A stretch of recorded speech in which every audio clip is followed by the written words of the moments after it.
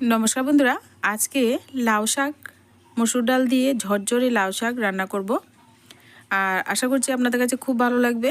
এই লাউ শাকটা খুবই হেলদি আর খুব সুন্দর ঝরঝরে লাউ শাক, খুব টেস্টি। এখানে আমি পরিমাণ মতো লাউ শাক ভালো করে কুচি করে কেটে নিয়েছি আর একদম কচি পাতা।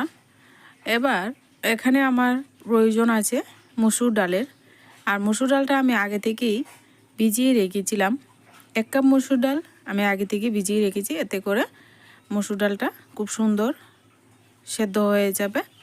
তো মসুর ডালটা আগে থেকে ভিজিয়ে রাখলে সময় লাগে না রান্না করতে। চুলায় একটা কড়াই বসিয়ে দিলাম, দিয়ে পরিমাণ মতো সরষে তেল দিয়ে দিচ্ছি। আর যদি চ্যানেলে নতুন বন্ধু হয়ে থাকেন চ্যানেলটিকে সাবস্ক্রাইব করে নিন, প্লিজ সাবস্ক্রাইব করে রাখবেন। আর আমার এই ঘোড়া রেসিপি পেতে আপনারা সবাই চ্যানেলটির সাবস্ক্রাইবের পাশে থাকা বেল আইকনটি বাজিয়ে রাখতে ভুলবেন না। এখানে 2টো শুকনো লঙ্কা তেজপাতা ভালো করে ভেজে নিলাম। আর ফোড়নে দেব এখানে রসুন পরিমাণ মতো। রসুন এখানে দিয়ে দিচ্ছি 8-10 কোয়া রসুন, আর এখানে দিয়ে দিচ্ছি পেঁয়াজ কুচি। রসুন পেঁয়াজ কুচি ভালো করে ভেজে নিচ্ছি গোল্ডেন কালার করে। এই সিজনে অনেক সময় কিচ্ছু খেতে ভালো লাগে না, তো এইভাবে কিন্তু শাকটা আপনারা রান্না করে খেতে পারেন। মসুর ডাল দিয়ে লাউ শাক, মুখের রুচিও বাড়বে, আবার খুব দারুণ লাগে। এখানে দিয়ে দিচ্ছি কিছু আদা কুচি, বা গ্রেট করে দিতে পারেন বা একটু বেটেও দিতে পারেন, আমি একটু কুচি করে দিয়ে দিলাম। এবার আদা কুচিটা ভালো করে ভেজে নিলাম। এবার এখানে আমি শাকটা দিয়ে দিচ্ছি। শাকটা একদম কুচি শাক, দেখবেন দেওয়া মাত্রই একদম মজে যাবে। শাকটা আমি ভালো করে নেড়ে চেড়ে পুরনের সঙ্গে ভালো করে মিশিয়ে দেব। পুরনের সঙ্গে ভালো করে মেশানো হয়ে গেলে আমি এখানে পরিমাণ মতো লবণটা একই সঙ্গে দিয়ে দেব, এতে করে শাকটা তাড়াতাড়ি সেদ্ধ হয়ে যাবে আর শাকের মধ্যে জলটা তাড়াতাড়ি বেরিয়ে একদম ঝরঝরে করে নিতে পারবো। পরিমাণ মতো চেরা কাঁচা লঙ্কা দিয়ে দিলাম। এবার শাকটাকে নেড়ে চেড়ে রান্না করব। এখানে কিন্তু আমি ঢাকনা দেব না, যেহেতু একদম কচি লাউ শাক, তো এমনিতেই ঢাকনা খোলা রেখেই কিন্তু রান্নাটা করে নেব।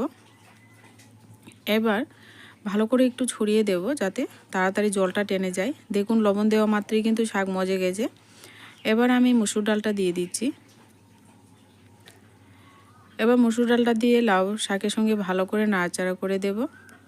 আর এখানে আমি ভালো করে নাড়াচাড়া করে দিয়ে মশলাপাতির মধ্যে এখানে আর কিছু লাগবে না, লাগবে শুধু মাত্র হলুদ গুঁড়ো।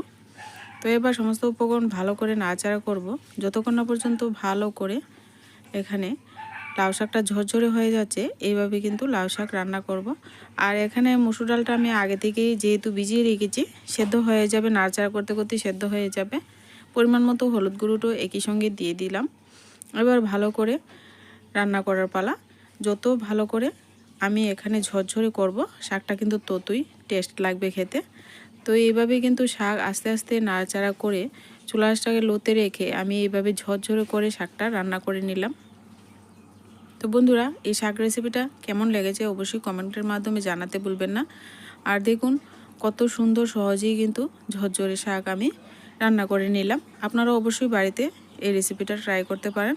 আর আপনারাও রান্না করে খেয়ে দেখুন কেমন লেগেছে, অবশ্যই কমেন্ট করে জানাবেন। আজকের ভিডিওটা ভালো লাগলে প্লিজ লাইক করতে ভুলবেন না, আর আমার ছোট চ্যানেলটিকে সামনে এগিয়ে যেতে সাহায্য করবেন।